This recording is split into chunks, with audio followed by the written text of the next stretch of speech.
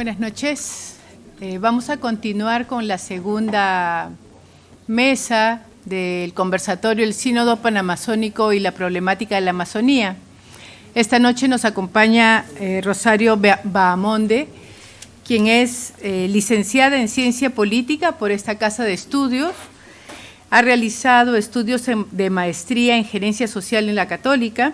En su desempeño profesional ha trabajado en temas de diálogo y conflicto social, temas de participación ciudadana, consulta previa y planeamiento estratégico en entidades públicas como la Defensoría del Pueblo, tanto en Lima como en Madre de Dios, el Centro Nacional de Planeamiento Estratégico, CEPLAN, y con la cooperación alemana GIS.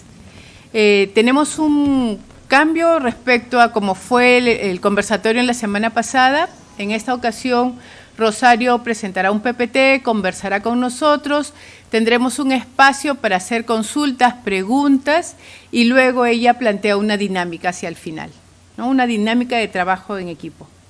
Entonces los dejo con Rosario. Muchas gracias, Jenny. Es un gusto poder estar aquí en mi casa de estudios, ¿no? Compartir con gente buena y que quiere hacer el bien. Y que uno a veces cuando se encuentra precisamente en el ejercicio profesional siente bastante lejano también el bien, ¿no? El bien común del que habla el Papa Francisco cuando nos propone apuntar en este contexto precisamente del Laudato Si y del Sínodo Panamazónico a una ecología integral. Cuando me tocó trabajar en la Defensoría del Pueblo, haciendo el seguimiento de situaciones de conflictividad social, de la gente que conocí, pero todo eso en un primer momento lo voy a tratar desde el ámbito un poco más técnico, ¿no? Desde las situaciones de vulnerabilidad, algunas cifras que nos ayuden a entender esta realidad, ¿sí? Las situaciones también de afectación de derechos, derecho a la educación, derecho a la salud, un derecho también al tratamiento de nuestros problemas y de la atención del Estado hacia el ciudadano con ese enfoque de interculturalidad, ¿no? Y todas esas afectaciones que ciertamente nos configuran esa problemática de la Amazonía. No conozco en la Amazonía profundamente, porque sí he viajado a Loreto, pero no conozco otras zonas amazónicas de una manera más profunda. Conozco Madre de Dios y va a ser esa mi referencia habitual en esta ponencia, ¿no? Entonces, empecemos con algunos datos. Y bueno, primero la contextualización. Nosotros estamos en un evento que lo que pretende es señalarnos el camino hacia la preparación a este sínodo panamazónico, ¿no es cierto? Un sínodo en el que participan los obispos, pero que recoge también o pretende recoger aquello que los laicos, las personas de bien, estamos reflexionando respecto de las problemáticas de la Amazonía. Entonces, en el cuaderno de trabajo de preparación para el Sínodo Panamazónico yo encontré un apartado que se refiere a la justicia y al derecho de los pueblos. Y encontré, tratando de buscar esta contextualización para poder compartir hoy con ustedes, también una parte del Laudato Si, ¿no es cierto?, un numeral, el 145, que a mí me llamó poderosamente la atención y que creo que resume bastante bien la propuesta de Francisco cuando habla de una ecología integral, ¿no? Dice, la desaparición de una cultura puede ser tanto o más grave que la desaparición de una especie animal o vegetal. La imposición de un estilo hegemónico de vida ligado a un modo de producción puede ser tan dañina como la alteración de los ecosistemas, ¿no? Entonces, cuando nosotros no respetamos estas culturas al otro que es diferente de mí, estamos realmente atentando contra esta armonía que significa la ecología integral. Pienso sobre todo al tratar de entender este concepto de Laudato Si del Papa Francisco cuando habla de ecología integral, pienso cuando recibía catequesis, ¿no? ¿Qué cosa es el pecado? Si no es la ruptura con Dios, con el otro, con uno mismo y con lo creado, ¿no? Entonces, creo que entender la ecología integral desde estas rupturas es lo que nos va a ayudar a comprender quizá los caminos, tanto para la sociedad civil como para el Estado, de un mejor servicio al ciudadano sobre todo esos ciudadanos diferentes, que ciertamente son una minoría, ¿no? Que incluso en uno de los estudios que voy a presentar no han sido considerados un estudio de vulnerabilidad. ¿Por qué? Porque son tan poquitos que al poder tratar de correlacionar variables no representan grandes cantidades poblacionales o un porcentaje significativo. Sin embargo, sí que tienen muchas afectaciones respecto de sus derechos, ¿no? Contextualizado entonces este momento de compartir con ustedes, voy a pasar ya a algunas cifras, ¿no? Y algunas situaciones de vulnerabilidad y de afectación que nos plantean los estudios técnicos. En mi caso los he recogido desde lo que plantea el Centro Nacional de Planeamiento Estratégico, que es la institución en la que estoy laborando, un estudio de situaciones de vulnerabilidad de las personas, y lo planteo también desde el último informe anual que ha presentado recientemente la Defensoría. Bueno, lo ha presentado en diciembre del año pasado, pero se ha impreso recientemente en mayo, la Defensoría del Pueblo, ¿no? La Defensoría del Pueblo anualmente presenta unos informes respecto de la situación de afectación de derechos en general, y da cuenta del trabajo que realizan sus oficinas defensoriales en todo el país. Entonces, pasemos un poco a las cifras. La Amazonía peruana ciertamente representa el 60% del territorio nacional. Cuando hablamos de la Amazonía, se nos viene a la mente los departamentos más grandes, ¿no? Los que se pintan más de verde, Loreto, Ucayali, Madre de Dios, pero también tienen Amazonía, por ejemplo, departamentos como Puno, como Cusco, ¿no? Cajamarca, Pasco, Huánuco, también son departamentos amazónicos, donde viven más de 4 millones de personas. Y esas personas que disfrutan además de 31 ecosistemas tan diversos, realmente tan diversos, es realmente maravilloso, ¿no? Bueno, 31 ecosistemas, 14.712 especies de animales, ¿no? Se descubre todo el tiempo en toda la Amazonía nuevas especies. Realmente es una cosa maravillosa. Más de 60 etnias. Y bueno, aporta poquito, ¿no? 5.2% las actividades realizadas en la Amazonía al Producto Bruto Interno peruano. Bueno, les hablaba de este estudio realizado sobre la situación de vulnerabilidad de las personas por el Centro Nacional de Planeamiento Estratégico. Los colegas lo que hicieron fue escoger, para poder desarrollar este índice de vulnerabilidad, varios temas, ¿no? Varios grupos poblacionales primero, para poder establecer correlación, ¿no? De cuánto realmente estaban relacionadas ciertos indicadores respecto de estos grupos poblacionales. Por ejemplo, cuando se habla de población infantil, ellos empezaron a analizar algunos indicadores como trabajo infantil, desnutrición crónica, anemia en niños menores de 3 años y en niños menores de 5 años. Cuando empezaron a ver también a la población femenina, encontraron varios indicadores sobre madres adolescentes, por tanto embarazo adolescente, que en la selva es muy alto, ¿no? Mujeres sin seguro, mujeres sin acceso a la salud, informalidad laboral de la PEA femenina, la anemia en las mujeres, ¿no? Las mujeres sin pensión, ¿no? Respecto, por ejemplo, de población que no tiene acceso a servicios de salud, ¿no? Sin acceso al SIS, sin acceso a salud, o también con viviendas inadecuadas, sin electricidad, sin saneamiento, sin agua, sin servicios básicos. Luego encontraron otro grupo poblacional que son los que tienen problemas de educación, es decir, población con, por ejemplo, bajísimos niveles de comprensión lectora, el analfabetismo, el atraso escolar en secundaria, lo que decía, la baja comprensión lectora, la baja comprensión de matemáticas y los colegios sin servicios. Entonces, encontraron todos estos indicadores y empezaron a ver la correlación entre ellos. Y, por ejemplo, encontraron que los departamentos amazónicos son los que más vulnerables son respecto de estos indicadores, es decir, que tienen las tasas de anemia más altas, el embarazo adolescente más alto, viviendas inadecuadas, no tienen tienen en algunos casos acceso a agua potable. La pregunta es, ¿cuántas horas al día tengo acceso al agua potable? ¿Y qué tan potable es? ¿No? Bueno, entonces Loreto, por ejemplo, entre los años 2013 y 2017 ha sido el departamento con mayor vulnerabilidad. Estamos hablando en Loreto, entonces, más o menos del 61% de vulnerabilidad, ¿sí? Ucayali, muy similar, 54%, Huánuco, 45%, Amazonas 44%, Madre de Dios 41%, San Martín 39% de vulnerabilidad. Este estudio también nos señala que mientras las poblaciones de la costa, ¿no?, sobre todo la costa central y en algunos casos la costa sur, son las menos vulnerables, ¿no?, donde están los grandes proyectos, no sé, de agroexportación, por ejemplo, Ica, Moquegua, ¿no?, los grandes proyectos también en este momento, los que están siendo consultados, ¿no?, Tía María, por ejemplo, en Arequipa. Es decir, esta población es la que es menos vulnerable. Ahora, existe una relación entre vulnerabilidad con niveles de pobreza, ingreso per cápita, vulnerabilidad al cambio climático e índice de desarrollo humano, nos dicen los colegas del CEPLAN.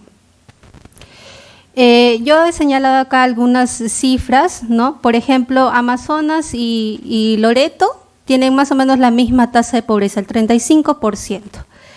El 86% de personas en Ucayali viven en barrios marginales, ¿sí? Es decir, con realmente una situación precaria, ¿no? Las viviendas precarias, ¿no?, sin acceso realmente a agua ni desagüe, ¿no? El 20% de embarazos está en San Martín, en Loreto la tasa es un poco mayor.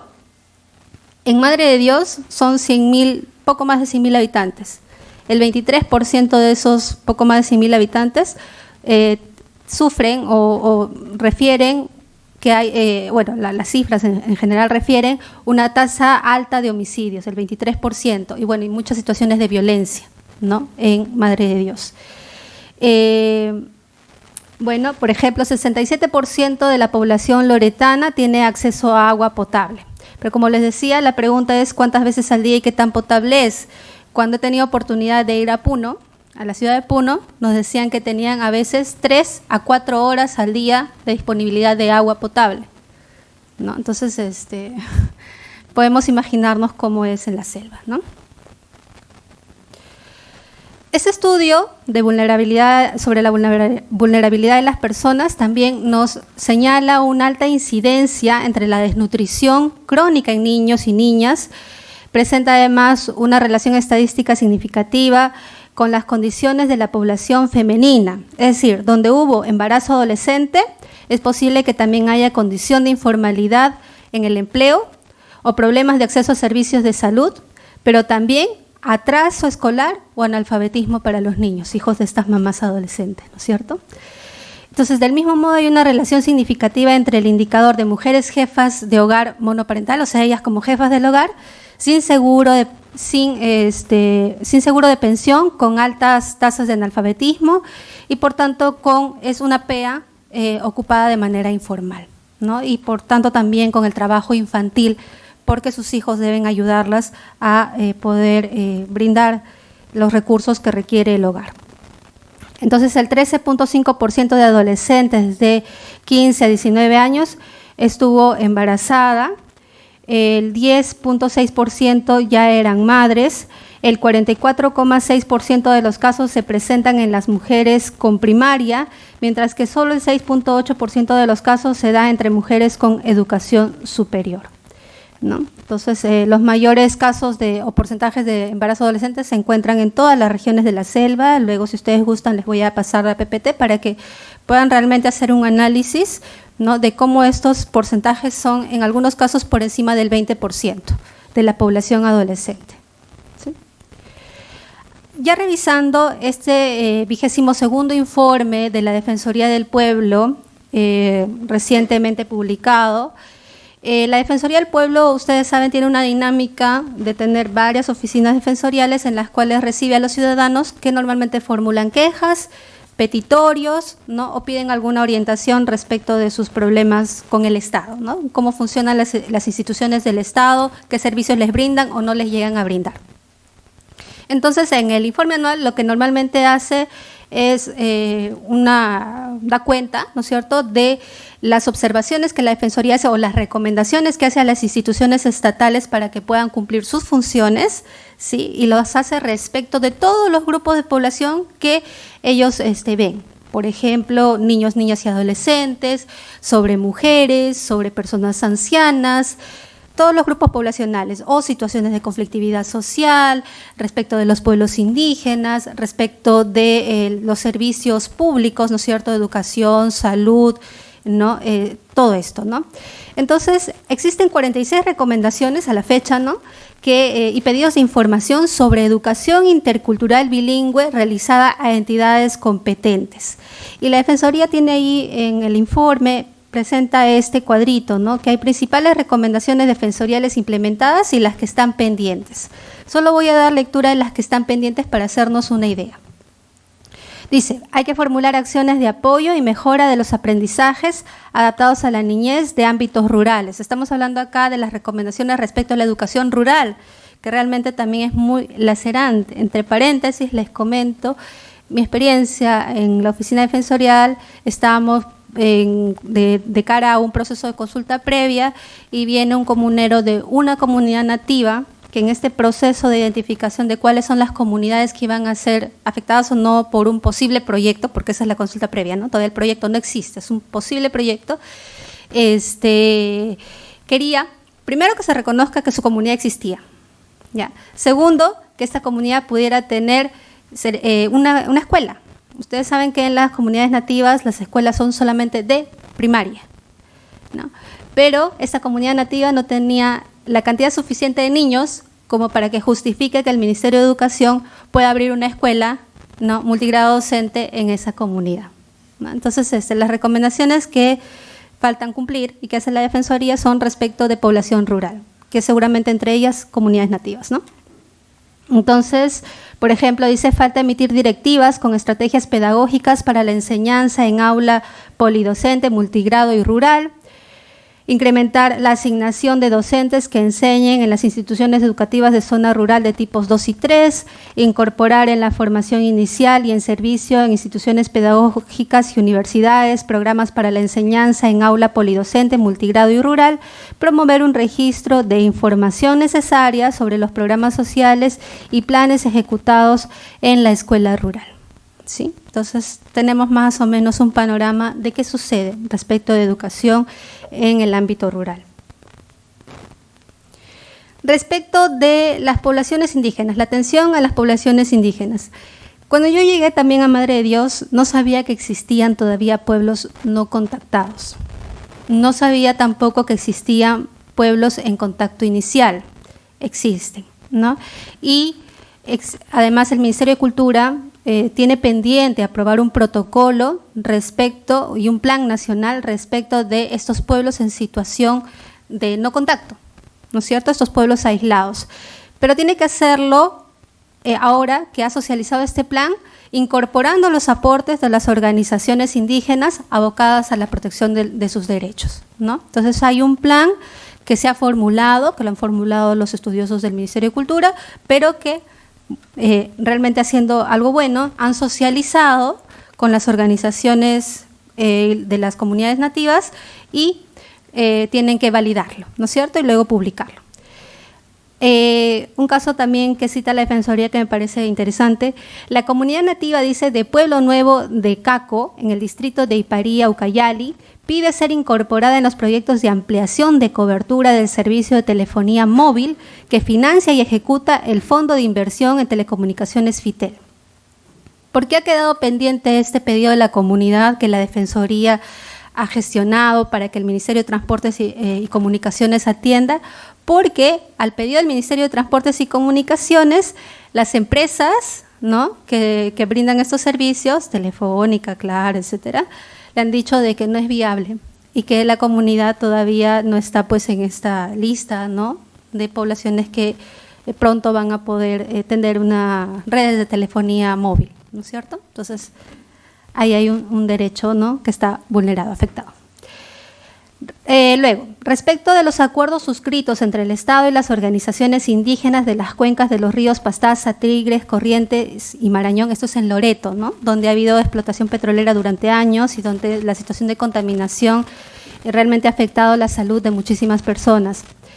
Ubicados, ¿no?, en los lotes petroleros 192 y 8, la Defensoría del Pueblo solicitó información al Programa Nacional de Saneamiento Rural sobre los avances en la elaboración de estudios de preinversión y expedientes técnicos para la ejecución de proyectos de agua y saneamiento intradomiciliarios e implementación de 65 plantas de tratamiento de agua provisionales en las comunidades que conforman las cuencas señaladas. También ha pedido información similar al Ministerio de Desarrollo e Inclusión Social. Es decir, cuando hay situaciones de conflictividad social, normalmente el Estado, ¿qué cosa hace? Bueno, después de algunas situaciones de protesta, arma unas mesas de diálogo y se llegan a acuerdos. Muchas veces el conflicto renace porque estos compromisos o del Estado o de las empresas son incumplidos, ¿no? Entonces acá tenemos una alerta. Si eso no se cumple a tiempo, puede convertirse en una situación de conflictividad social. Acciones pendientes respecto del acceso a la justicia y situaciones de violencia física y sexual. Más del 9% de mujeres, en este caso ya he ampliado un poquito, ¿no? Quechuas y aymaras, y el 6.3% de mujeres indígenas de la Amazonía alguna vez han sido víctimas de violencia sexual ejercidas por la pareja. Ahora, ¿qué está pendiente de realizar? Y en realidad hay muchos cuellos de botella y tiene que ver con una cuestión cultural, ¿no? Muchas veces quienes imparten justicia no tienen pues realmente aceptado por ellos, por su forma de pensar, ¿no? Elementos como la igualdad de género, ¿no es cierto? Cosas que tenemos que empezar a entender y a tener claras. Y por eso está, dice la Defensoría, pendiente de realizar capacitaciones a los magistrados para que puedan conocer los manuales elaborados respecto de la protección de los derechos de las niñas, adolescentes y mujeres indígenas ante hechos de violencia sexual, y evaluar la necesidad de adoptar medidas especiales para garantizar un mayor acceso a la jurisdicción ordinaria. Y señala que la Oficina Defensorial de Amazonas recibió en un lapso de tiempo, si mal no recuerdo, entre 2013 y 2017, 273 casos de violencia sexual en el ámbito escolar. 273 casos. ¿Ya? Ahora, ¿qué pasa cuando efectivamente la comunidad, la población, la persona afectada va y presenta su denuncia, ¿no? O finalmente empieza todo el proceso de justicia, ¿no? Hay una dilación, dice la Defensoría, en las investigaciones y en los procesos judiciales. Se ha recibido quejas por la excesiva demora en el trámite de las investigaciones a cargo de la Policía Nacional y del Ministerio Público, así como la falta de celeridad en los procesos judiciales en las regiones de Cusco, La Libertad, Lambayeque, Loreto, Madre de Dios, Moquegua, Tacna y los módulos defensoriales de Jaén, Andahuaylas y Puquio durante el 2018. Actividades ilícitas. ¿Con qué están relacionadas las actividades ilícitas? Con otro derecho vulnerado, el derecho a la propiedad, a la titularidad de sus tierras, al reconocimiento de un derecho colectivo respecto a las tierras, ¿no? De las comunidades. Entonces, 631 comunidades nativas esperan ser tituladas para evitar conflictos con colonos, entidades estatales, privados que desarrollan actividades económicas formales e informales, cuyos intereses entran en tensión con las comunidades.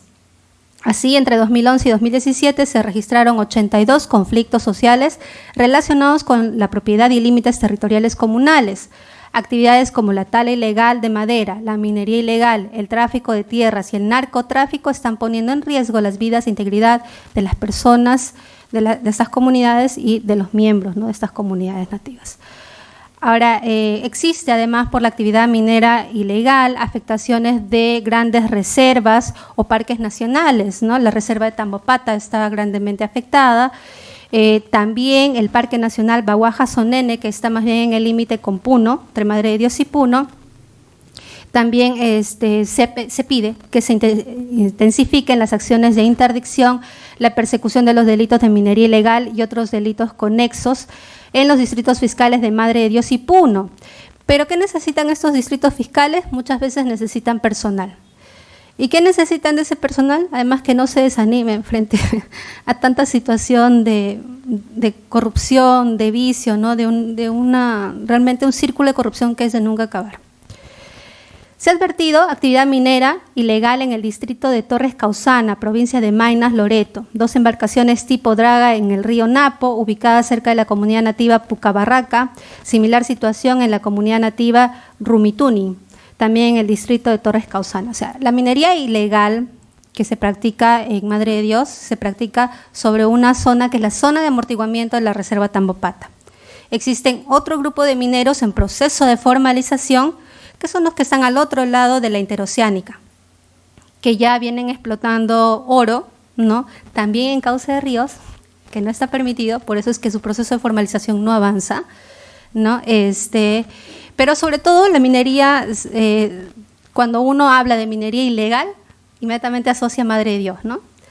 Pero no solamente se practica en Madre de Dios, ¿no? Hay minería ilegal en muchos otros departamentos, en Arequipa, en Lambayeque, en fin, pero no tienen la condición de Madre de Dios, porque en Madre de Dios esa minería es aluvial, es decir, se practica en el curso de los ríos y altera muchas veces el cauce de los ríos, ¿no? Entonces produce desertificación, en fin, una serie de cosas. Sin embargo, esta situación de tensión, ¿no?, de una población. A ver, ¿quiénes son los mineros o las personas que realizan minería en Madre de Dios? Muchos de ellos son personas que antes estuvieron dedicadas a la agricultura. ¿Dónde? En Puno, en Cusco, en Apurímac. Y que emigraron, ¿por qué? Porque no les alcanzaba pues la actividad agrícola para poder, ¿no es cierto?, costear sus necesidades básicas. Migran a Madre de Dios, encuentran oro y de la noche a la mañana no son más pobres. ¿Alguien se iría? No sé, ¿no? Yo tengo un niño pequeño de 2 años y de verdad que a veces me veo cuadras entre pañales y leches y demás, ¿no? O sea, digo, el fenómeno, y cuando analizamos la realidad no podemos ser maniqueos, ¿no?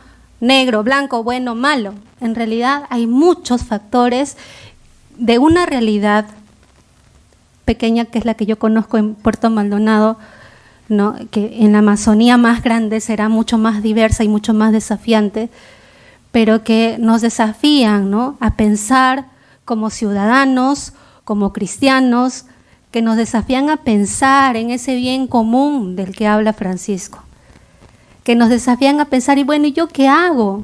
Yo que me regresé después de 2 años de vida ya en Madre de Dios, ¿qué hago acá en Lima? ¿Cómo digo, cómo señalo desde mi profesión o desde el simple hecho de ser mamá, de ser ciudadana, que hay situaciones lacerantes en esta parte del país, como en muchas otras partes?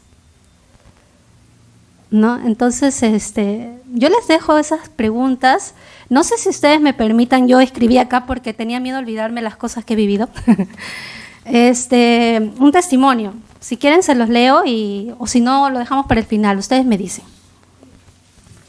¿Sí? ¿Ahora? Ok. Bueno, deseo finalizar este momento de conversación con ustedes recordando brevemente mi paso por la Amazonía. Yo llegué a Madre de Dios un 2 de enero del año 2015. La fiesta de Madre de Dios es el 1 de enero, porque es Madre de Dios, pues, ¿no? Y la fiesta litúrgica de la Madre de Dios es el 1 de enero, ¿no? Entonces yo llegué un día después de la fiesta. Y cuando llegué, no había nadie, casi nadie en la calle. Me asusté. Dije, yo venía a un pueblo fantasma. Y una limeña acostumbrada a codearse y a pasar entre tumultos, se le hace un poco raro llegar a una ciudad sin mucha gente, ¿no? Bueno, lo que pasaba era que yo no entendía, pues, que el calor a eso de las 2, 3 de la tarde, 1 de la tarde, es tan agobiante que la gente prefiere estar en su casa, ¿no? Evidentemente. Entonces, llegué además, no sé si por acá hay algún dominico, me recibieron los dominicos en el Apactone, por concurso de una amiga. Yo trabajé mucho tiempo en Radio María, y en Radio María conocí a Mónica Villanueva. Gisela está acá, ¿no? Ella trabaja con los dominicos, que va a estar creo la próxima semana, Gisela, Mónica, claro, que trabaja actualmente en el Centro Cultural Piazza. Entonces Mónica, yo le dije, mira, me voy a Madre de Dios para trabajar, pero no conozco a nadie, Me dice, ya, yo conozco a los dominicos, a ver que te hospeden unos días en el Apactone. Excelente, Mónica. Y así llegué, ¿no? Al Apactone, ahí a Puerto Maldonado. Y bueno, yo como veía que más o menos alrededor de la zona del Apactone, siendo que el Apactone es una casa bonita, con mucha vegetación linda, con mucho silencio, salí pues, ¿no? a caminar y veía que la zona no era tan bonita, ¿no? O sea, me parecía que había algunas cosas que me podían pasar un poco peligrosas si salía un poco más de las 7 de la noche. Entonces yo religiosamente a 6 de la tarde estaba en el Apactone y nunca veía gente pues durante la primera semana, porque la gente sale precisamente a las 6 de la tarde a caminar porque es más fresco, ¿no? Y yo me agobiaba porque durante el día o el rato que yo estaba en la calle no veía gente, pues, ¿no? Bueno, entonces yo llegué ahí y muchos me decían que había hecho mi ingreso a la Amazonía porque yo antes de Puerto Maldonado no conocía la selva por la Puerta Grande. Ciertamente es la capital de la biodiversidad. Ya les conté esto del bichito, ¿no? O sea, verdad, realmente bichito por todo lado, ¿no?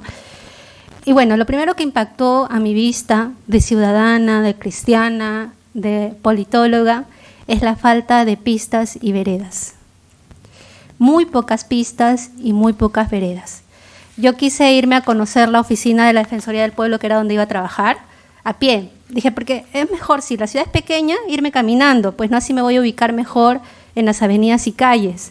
Pero realmente la pasé un poquito mal porque no había muchas veredas, ¿no? Habían partes que no habían veredas, ¿no? Y tampoco habían muchas pistas. Entonces ahí hay un problema grande, por ejemplo, cuando el Ministerio de Transportes y Comunicaciones dice, las motos lineales no pueden ser transporte público.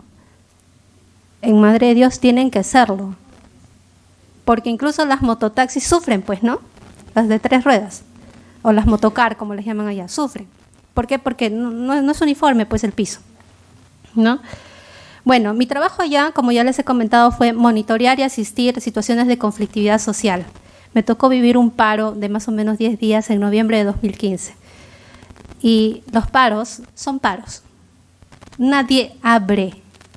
Y si abre alguien, cualquier ciudadano suficientemente indignado tira una piedra a la ventana o lo que fuera y la rompe. Ya, entonces, al día 11, cuando pude comer un pan, que solamente había tomado algunas provisiones de galletas, fue muy feliz, realmente. Pero la situación de paro se suscitó por una política que no termina de comprender, una política pública mal diseñada y que no comprende la realidad de estas personas y la realidad de ese departamento en Madre de Dios. Y quizá yo, desde acá, como politóloga, como funcionaria del Estado, hubiera pensado que esa política es buena. Ustedes saben que en Madre de Dios el consumo de combustible es elevadísimo. Solo para mostrar un caso, en Huepetue, que es uno de los pueblos mineros, asentados desde 1970, donde se explota y de alguna manera son mineros en proceso de formalización, no son ilegales, son mineros en proceso de formalización, hay un grifo a cada cuadra. Y lo he visto con mis ojos. Y para llegar a Huepetue no es tan fácil. Uno sale de Puerto Maldonado, llega después de casi 3 horas a Mazuco, de Mazuco debe tomar un carro cualquiera por unos 15 o 20 minutos hacia el río, del río debe cruzar más o menos por otros 20 minutos y luego llegas a la otra orilla del río y te esperan cualquier tipo de carros, ¿no?, que te pueden llevar y que hacen este camino todo el tiempo. Allí, en esa ciudad, que para llegar hay que hacer todo esto, hay un grifo por cada cuadra. Entonces, ¿qué dijo el Estado peruano? El consumo de combustible en Madre de Dios es muy elevado y se utiliza para dañar la naturaleza, ¿no? Entonces vamos a racionarlo. Y racionaron el consumo de combustible. Pero resulta que no solamente racionaron el petróleo, sino que también racionaron el consumo de gasolina, con lo que terminaron afectando a las otras actividades económicas, a los castañeros, a los agricultores o al ciudadano de pie, que no podía acceder a más de 5 galones. Ahora, el caso de las comunidades nativas, tenían que pedir permisos especiales precisamente en la Defensoría del Pueblo para que el policía de turno les deje pasar con sus barriles de petróleo, porque para que lleguen a su lugar de origen consumen pues muchos barriles de petróleo, ¿no? Porque las travesías en río son largas, son de días, necesitan muchos barriles de petróleo, pero no estaba permitido. Entonces se dan cuenta cómo se distorsiona en una política que probablemente quería hacer el bien, ¿no es cierto?, pero de que desconociendo la realidad termina afectando a muchas otras personas y sus medios de vida. Entonces, ese paro fue contundente. Toda la población de Madre de Dios estaba enojada con el Estado peruano, porque no conocía su región. El Estado desconoce cómo vivimos en Madre de Dios, qué necesitamos. Y cada vez que le decimos al Estado, atiéndeme, nos dicen, ustedes son pocos y revoltosos. Pero claro, no tiene más de 100.000 habitantes, ¿no? ¿Cuántos habitantes tiene San Juan del Lurigancho? ¿No? Ya. Entonces, ¿vamos a priorizar políticas para 100.000 personas? Ahora, respecto de la población, son 100.000 personas para el INEGI, pero en realidad son muchas más personas. ¿Por qué? Porque hay población flotante. Hay población que está de paso por 2, 3 años, 4 años y que nunca cambia su DNI, pues, porque el cusqueño es cusqueño hasta que se muera, ¿no? No va a cambiar su DNI a Puerto Maldonado, no sé, pues, ¿no? No lo va a cambiar a Mazuco, no. Entonces, hay población flotante. Entonces, en el momento que quieren matricularse los niños en las escuelas, faltan vacantes. Porque, claro, uno planifica desde las instituciones del Estado respecto de lo que las cifras oficiales te dicen. ¿No es cierto? 100.000 habitantes, pero son más, ¿no? Entonces, ese tipo de situaciones fueron con las que yo me encontré. Respecto de los pueblos nativos, me tocó acompañar 3 procesos de consulta previa, ¿no?, sobre proyectos de lotes petroleros. Pude interactuar ahí con Yines, Matsiguencas, Jarakbut, Arahuacas, Quichuarunas, Shipibos, varios pueblos. Todos hablaban en sus lenguas y además se burlaban de nosotros los funcionarios del Estado, ¿no?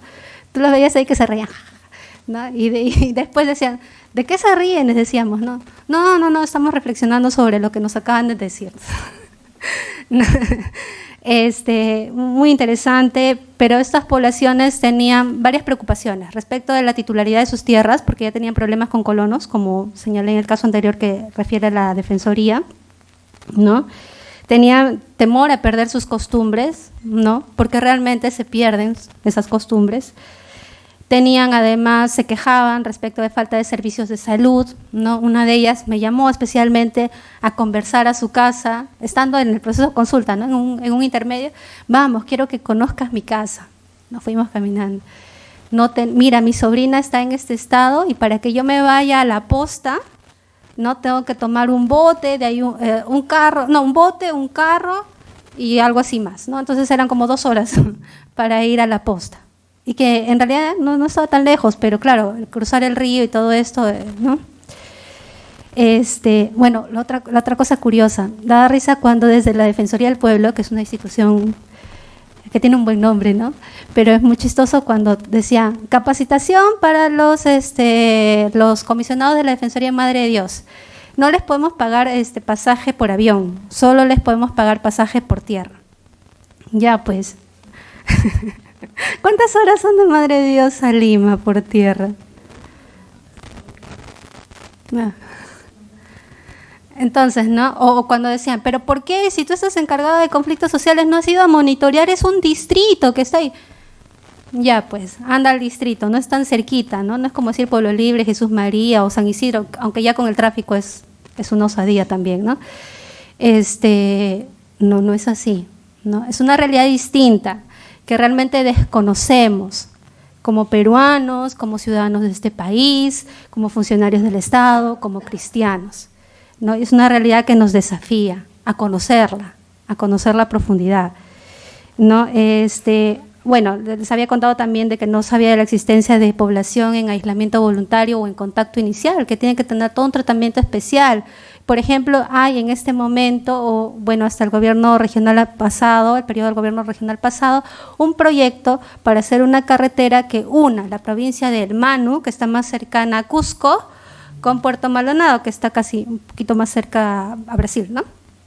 Entonces, ¿por qué? Porque era necesario para sacar sus productos, para por lo menos atender el mercado local, en fin, por esa interacción que no necesariamente hay, porque el poblador de Manu que quiere llegar a Puerto Maldonado o hace 18 horas de viaje en bote o mejor se va por Cusco, ¿no? Entonces, el gobernador Luis Otsuka, que además es un comunero nativo, ¿no? El ex gobernador, comunero nativo de la comunidad nativa del Pilar, pero que es minero además, en proceso de formalización, pero muchos dicen que además tiene no concesiones, ¿no? Sino explotación minera en la zona de reserva, o sea, también es ilegal, ¿no? Él planteó la construcción de esta carretera, ¿no? Una carretera que une el Manu. Bien, los pueblos nativos del Manu decían, por fin alguien ha escuchado nuestro clamor. Los de contacto inicial y algunos otros que ya no están en contacto inicial. Necesitamos esa carretera.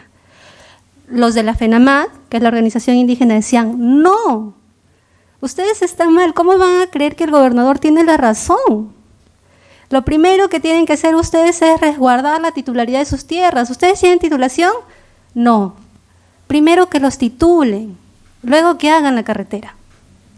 Pero eso es un proceso largo, que no depende del gobierno regional, que depende de la Dirección Regional de Agricultura. Encima hay superposición de predios, hay predios agrícolas sobre predios mineros y en fin, ¿no? Entonces nadie decía, pero ese es un proceso muy largo, la carretera la queremos ahora, ¿no? Entonces se dan cuenta que es una realidad muy compleja, ¿no? Que uno dice, ¿por dónde me quedo? ¿Por dónde tomo parte?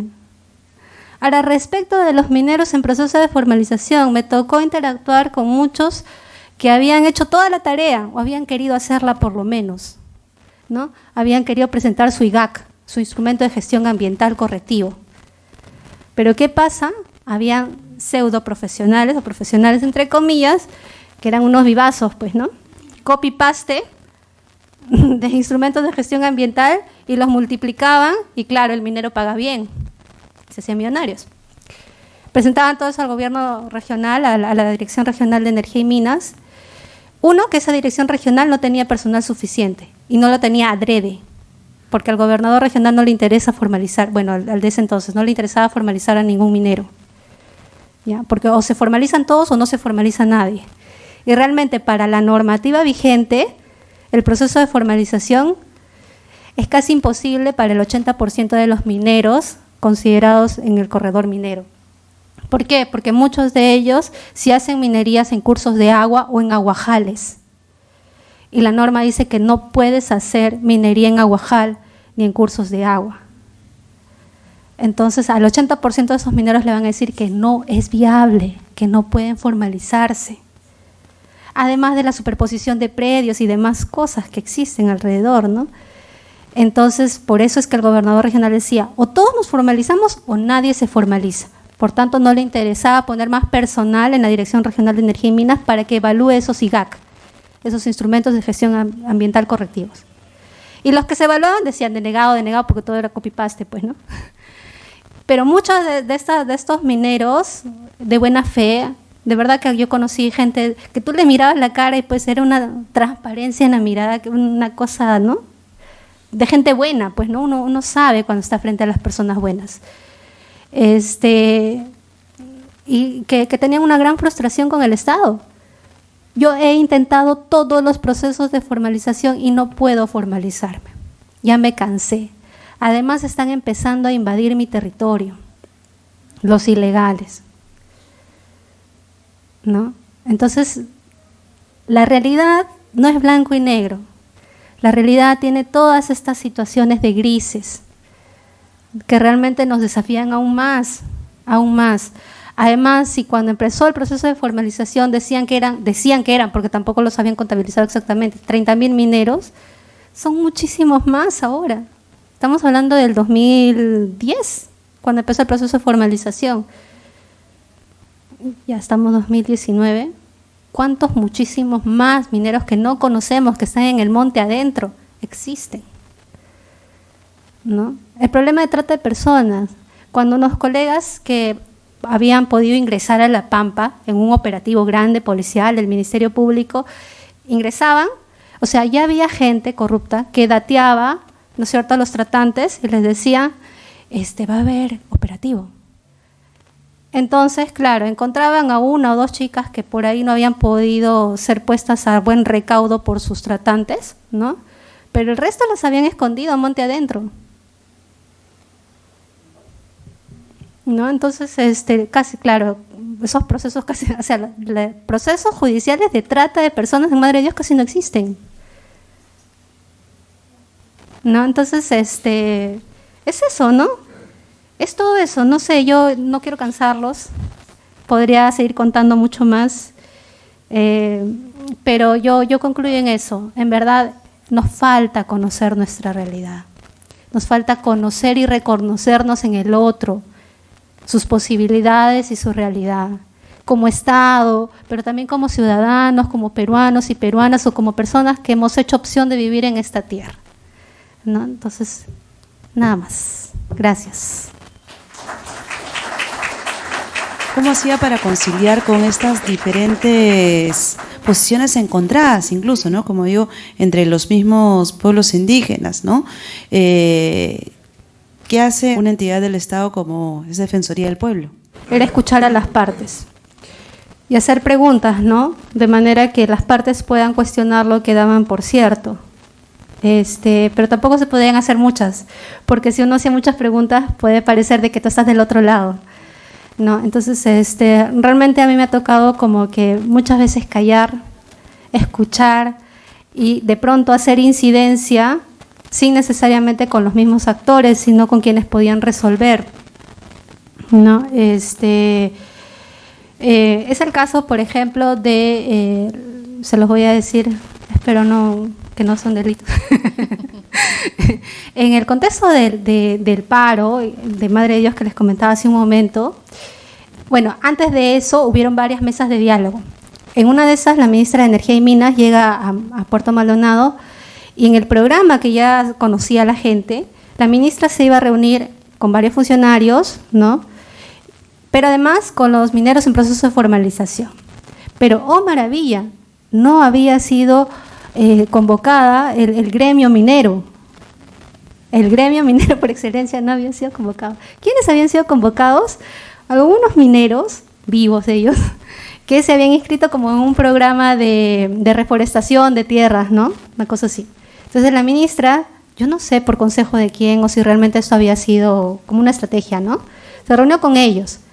Pero además, tontamente, porque de verdad no encuentro otro calificativo, se reúnen en el mismo hotel, en una sala con esos mineros, y en otra sala estaba yo con todo el gremio minero que me decía que no podía salir de esa sala hasta que todos los que habían firmado la lista de asistencia o que venga la persona encargada de haber convocado esta reunión, rompa esa lista de asistencia.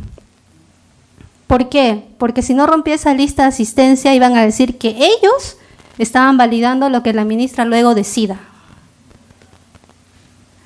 Entonces usted, señorita Defensoría del Pueblo, no se puede ir. Usted se queda acá hasta que venga el asesor de la ministra y nos explique por qué ha hecho esto. Y que además en nuestro delante rompa esa lista de asistencia. Bueno, después que pasó todo el asunto, que vino efectivamente el asesor de la ministra, le dije, mire, disculpe, pero realmente creo que ha sido un error. No sé si es una estrategia, no sé si es un error en sí mismo, pero no ha sido el mejor. Y lo único que generamos es una situación de mayor exacerbación. No me hizo caso, ¿no? Evidentemente, él era además funcionario de uno de los ministerios que se considera uno de los grandes poderes fácticos del Estado peruano, o sea, es el ministerio, ¿no? Solo me dio su tarjeta. 2 meses después o 3 meses después, queriendo y no queriendo, realmente haciéndome violencia contra mí misma, le escribí.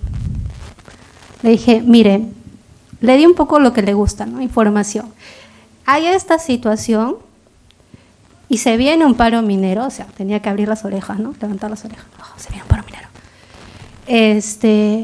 Pero quisiera que usted, por favor, como los alcaldes de la región están en Lima, gestione con la ministra que los reciba para abrir una válvula de escape.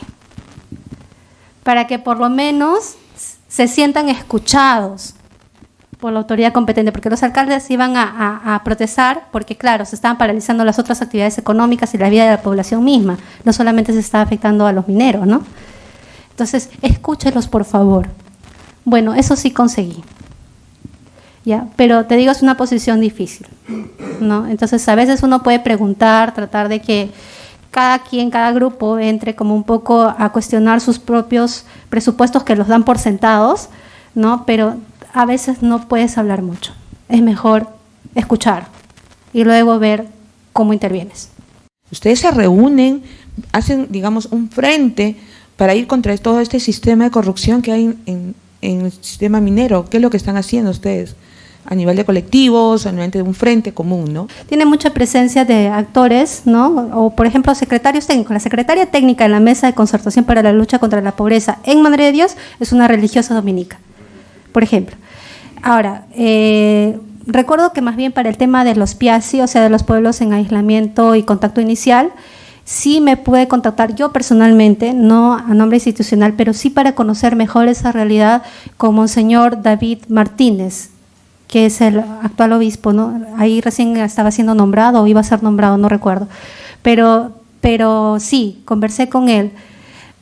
Esto de acá, digamos, sí se dan espacios, ¿no? Mesas de diálogo, pero no necesariamente se invita a la iglesia. ¿Por qué? Porque en las mesas de diálogo que el Estado convoca, lo que hace es tiene que invitar a las partes involucradas. Y la iglesia muchas veces está como ¿qué? Como un tercero dirimente, como alguien que aconseja, pero no es una de las partes involucradas, por tanto no necesariamente, la iglesia tiene más o menos, o tendría en algunos conflictos sociales, el rol de la defensoría, ¿no? Un tercero. Pero no es un actor pues que va a dar la solución, porque la solución está en realidad entre los actores, que son los primarios y secundarios, ¿no? En esa línea. Los niños, jóvenes, adolescentes tienen conspiración, bueno, ese es mi nivel de vida y... ¿Qué quiere ser cuando seas grande? Bueno, ladrillero. Dígame allá, usted que ha vivido en Puerto Maldonado, ¿cómo el nivel de aspiración de los jóvenes y adolescentes? ¿Hay institutos superiores o acabando la secundaria, qué le espera a un adolescente ahí? Voy a contar una anécdota. Fui a un colegio precisamente a hablar sobre ética y civismo y les decía, bueno, en Madre de Dios es importante que nosotros tengamos en cuenta a las personas de las comunidades nativas. A eso el Estado le llama política intercultural, capacidad de comprender al otro. ¿Comunidades nativas? Algunos chicos, yo no sé si lo decían por vergüenza, ¿no? O porque en realidad no habían interactuado con otro comunero nativo, ¿no? Entonces, eso, por ejemplo. Pero lo que uno, porque también me tocó como ver un poco las políticas respecto de trabajo infantil y entrar en contacto con la Dirección Regional de Trabajo, no hay mucha población infantil que trabaje. Son poquísimos y están realmente registrados y hay un seguimiento, ¿no? de la autoridad respecto de esta población. No hay tampoco muchos mendigos en Madre de Dios, ¿no? De hecho, las tasas de pobreza no son tan altas. Las necesidades básicas en general, ¿no? Porque habrán zonas mucho más paupérrimas y que de hecho las comunidades del Manu reclamaban esa atención porque dice que Madre de Dios no tiene niveles de pobreza o tasas de pobreza tan altas, tampoco nos atienden a nosotros que sí somos pobres, decían los del Manu, ¿no? Pero en general yo no he visto situaciones así, ¿no? Digamos en las que un joven podría identificarse con una actividad tipo ladrillero. Lo que sí he visto y existe son estos centros de recreación, ¿no? Donde bailan, cantan, etcétera. Hay sí adolescentes que son contratadas como bailarinas. Respecto de lo cual hay, ¿no? Algunas denuncias, se sigue, pero o por ejemplo, cuando se rescatan a las personas víctimas de trata, en algún caso he escuchado de un funcionario público que se han escapado, porque para esa persona ya más bien era su modo de vida y no se entendía de otra manera diferente, ¿no? Tú que has tenido experiencia allá, ¿con qué políticas crees que el Estado podría, digamos, a trabajar en Puerto Maldonado? ¿Hay esperanza de que la minería ilegal que va dañando la Amazonía pueda un poco disminuir o no sé. Ha puesto menos requisitos para la formalización, ¿no? Ha obviado algunos pasos de lo que planteaba inicialmente el IGAC, que era la presentación de este instrumento de gestión y ambiental correctivo, ¿no? Hay otro, IGAFON se llama ahora, es otro formulario que disminuye algunos pasos respecto al proceso de formalización.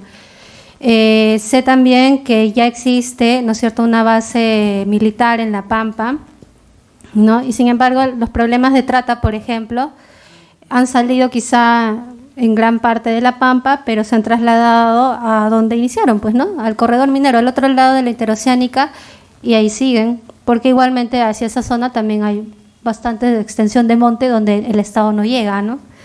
Es un problema bien complejo, y en realidad uno no puede ir a Madre de Dios y decir, no debe existir la minería.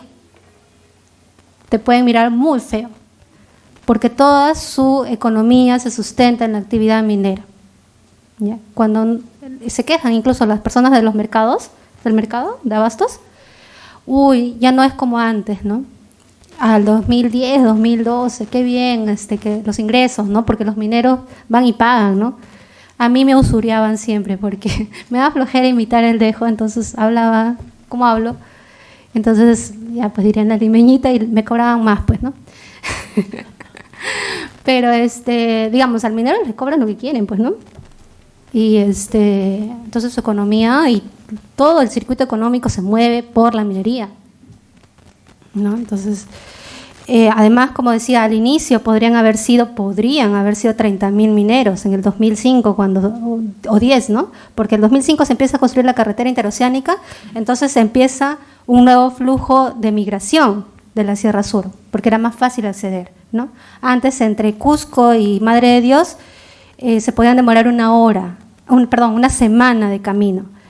Ahora son 8 a 10 horas, ¿no? La carretera te transporta entre Cusco y Madre de Dios entre 8 y 10 horas. Antes era una semana de camino. Con la construcción de la carretera interoceánica, el flujo de migración fue realmente desproporcionado. Ahí no, o sea, en ese momento era el momento para que el Estado pueda generar procesos interesantes de ordenamiento territorial. O quizá antes. Ahorita la verdad es tan complejo, pero nuevamente, o sea, lo que se necesita es escuchar a la población, a las organizaciones sociales, a las iglesias, que viven ahí años de años, que saben cómo se puede ir solucionando de a pocos. Pero ¿qué hacemos? Consultamos poco y lo hacemos todo desde Lima, ¿no? Entonces, eso, ¿no? Falta esa interacción con el ciudadano de a pie, con el que conoce su realidad, con el que te puede decir dónde y cómo y qué funciona y qué no funciona, ¿no? Es eso, me parece. En este contexto del Sínodo Panamazónico, ¿qué esperamos de esta iglesia nuestra a nivel institucional desde el Vaticano para nuestras iglesias locales, tanto en las zonas complicadas, en las zonas de la Amazonía, pero también desde acá? ¿Por qué? Porque no sé si decirlo, no basta con una apelación, un pedido de un cambio de conciencia, una conversión de corazones, porque la misma Defensoría ha habido cambios políticos, ¿no? Entonces, eso, por ejemplo, en la adjuntía de conflictos se vio bastante fuerte con la movida de algunas personas y la entrada de otras con otras concepciones, con otro bagaje, con otro historial profesional y académico, o sea, con una mirada incluso desde el derecho privado, empresarial, completamente con una mirada de lo que es conflictos como un arbitraje, ¿no?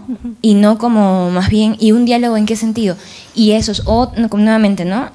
Y a personas en el Estado, en órganos ejecutores, más bien de 40, 50, 60, 70, hasta 70 años, que yo no sé en qué momento los corazones de piedra se van a convertir en corazones de carne.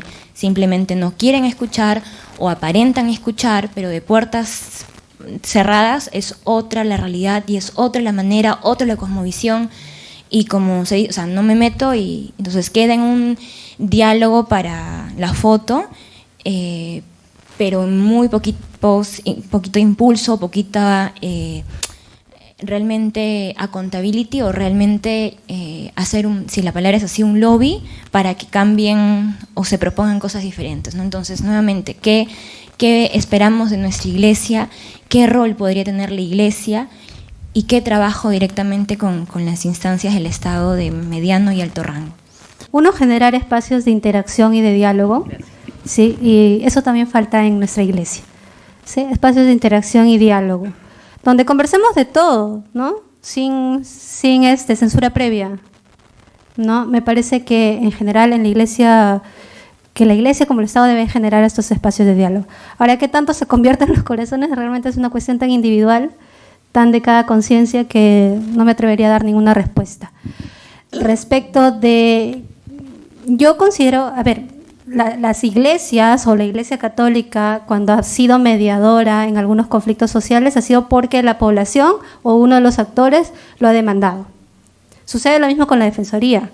La Defensoría puede monitorear el conflicto, pero si no es pedida su intervención, no puede tampoco intervenir alegremente como tercero mediador. Puede monitorear, puede estar ahí, ¿no? Pero no mediar propiamente dicho, ¿no? Entonces, la iglesia también tiene, cuando participa de estos espacios, estas mesas de diálogo, tiene ese rol, ¿no? Yo no tengo una respuesta, sinceramente. Yo sé que es difícil estar desde el lado, bueno, al menos de lo que yo también conocí como la Defensoría del Pueblo, que muchas veces tienes que escuchar y callar y quizá incidir por otro lado, por algún funcionario que has logrado una cierta interacción y comunicación, ¿no?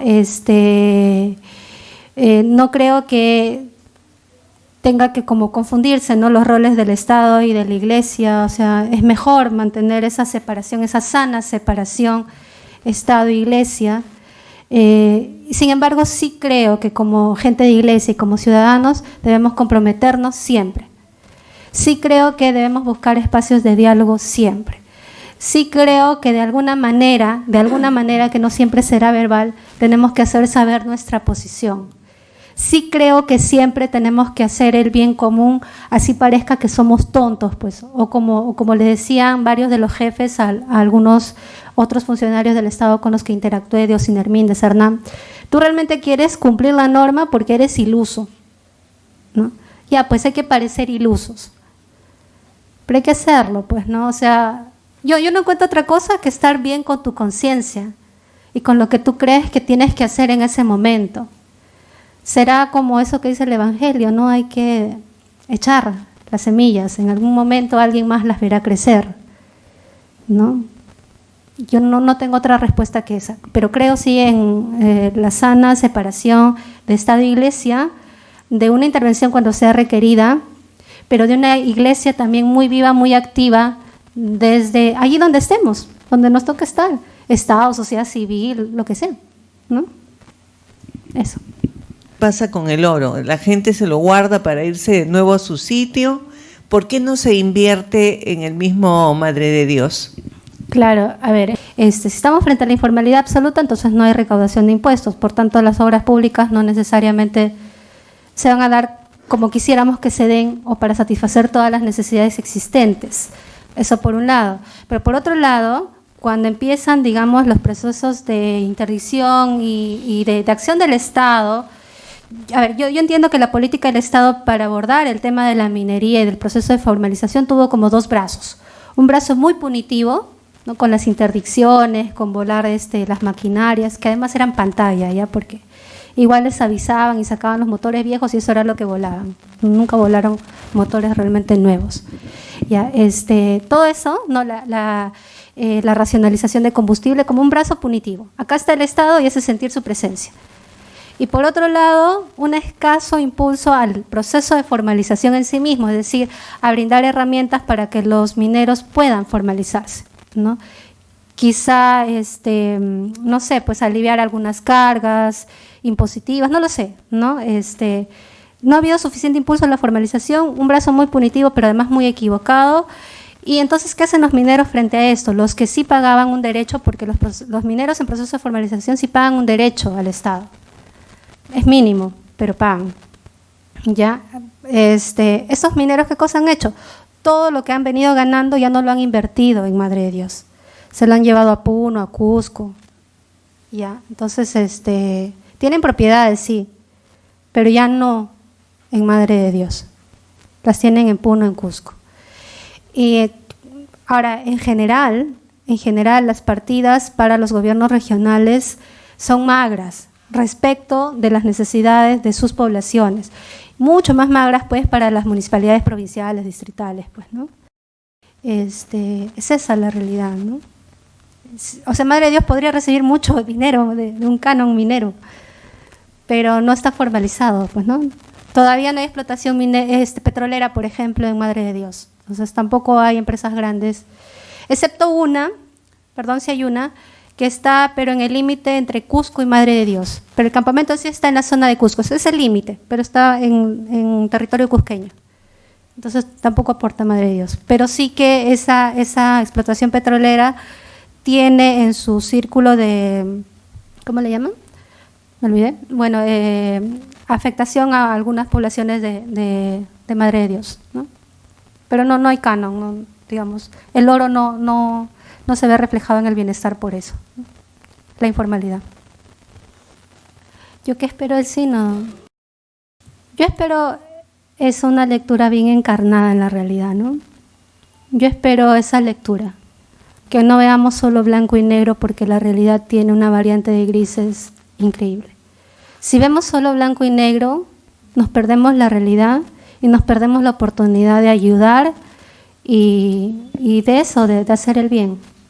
Una de las problemáticas que mencionabas dentro de este árbol de problemas que hay en Madre de Dios era también un tema cultural, y que no solo se da en poblaciones indígenas, sino también en zonas urbanas en el mismo Lima, ¿no? Pero un poco más acentuados en nuestras regiones, y entre ellas también pues Madre de Dios, es el tema de la falta todavía de igualdad de género, ¿no? Digamos, ¿cuán viable ves, y más o menos de aquí a cuánto tiempo se podría ver, digamos, un camino de progreso donde se vea la participación de la mujer realmente, digamos, en una forma efectiva, ¿no? Concretamente, bueno, en Madre de Dios, que es donde tú has tenido bastante experiencia, ¿no? Cómo poder, esta brecha de género, poder ir encontrando un camino, alternativas de solución. No sé, hay cosas que las tenemos como que en avanzada, ¿no? En algunos aspectos. Pero ciertamente, por ejemplo, cuando se imparte justicia, ¿no? Esa forma de pensar todavía muy machista de un juez, o de alguien que atiende en una comisaría, o de un fiscal. Yo creo que ese es la brecha, ¿no? Es el camino por andar, para que podamos, respecto de impartir justicia, que cuando no hay justicia se vulneran muchos derechos, podamos avanzar más, ¿no? Ahora, las relaciones interpersonales, digamos, de la gente más de pie, yo he encontrado, yo soy muy pudorosa por varios motivos, ¿no? Pero mucha libertad para hablar de muchas cosas tan naturales para las mujeres, en las chicas con las que interactué en la Defensoría del Pueblo, que eran las practicantes y mis amigas, ¿no? Mucha libertad para hablar de muchas cosas, sin tapujos, sin ruborizarse, pero porque son naturales, pues, ¿no? No sé, yo encontré esa frescura, esa cosa de que te habla de, no desde la malicia, sino desde la naturalidad de la vida, donde ponerte un short muy chiquito no significaba que estabas mostrándole la pierna a nadie, significaba que tienes calor y punto, ¿no? La temperatura promedio es 35, 38, 40 grados casi todo el tiempo, ¿no? Entonces, no sé, ¿no? Si por eso también entendemos igualdad de género, o sea, es tan libre el varón de no ponerse un polo, ¿no es cierto? Porque siente calor, como una chica de andar pues un poco más suelta, pues, ¿no? Pero es que claro, una concepción machista te dice, ¡ay, no, qué escándalo, que esta chica me está mostrando algo más porque quiere algo conmigo! No, pues, o sea, me explico, ¿no? El machismo está tan instaurado incluso en las comisarías que se invisibiliza la trata de personas porque dicen, es voluntario, o sea, ellas se prostituyen porque quieren, porque es su medio de trabajo, ahí no hay trata. ¿no? Y entonces era como que esas pocas denuncias que llegaban a las comisarías, que eran contadas, esas pocas a veces se descartaban porque era considerado prostitución voluntaria, pero según estos colegas lo que explicaban era por el propio machismo de las autoridades, ¿no? Encargadas de recibir estas denuncias, de impartir la justicia. Las chicas que son captadas no son captadas en Puerto Maldonado, son captadas en Cusco, en Puno, en Arequipa o Ucayali, ¿no? Entonces, digamos que además hay toda una terminología, una estudiosa, no recuerdo ahorita el nombre, hizo todo un estudio, un análisis respecto de la trata. Por ejemplo, los mineros pagaban más o menos dependiendo si la chica era una ojotita, es decir, una chica proveniente de la sierra, si era virgen o si no era virgen, o si era más bien selvática, pues, ¿no? Tenían tarifas diferenciadas. Claro, y existe la autoridad que dice, no, es su medio de vida, ¿no? ¿No? Prostitución voluntaria, ¿no? Sí. Muy interesante conocer todo lo que sucede en un lugar, sobre todo contado por alguien que ha estado ahí en una función muy particular, ¿no? Nos dejas con bastantes inquietudes, con bastantes pensamientos sobre realmente, como bien dices, no hay blancos y negros, ¿no? Sino estos grises, hasta dónde nos pueden llevar y qué cosa es lo que significa. Muchísimas gracias, Rosario. Eva tiene algo para ti.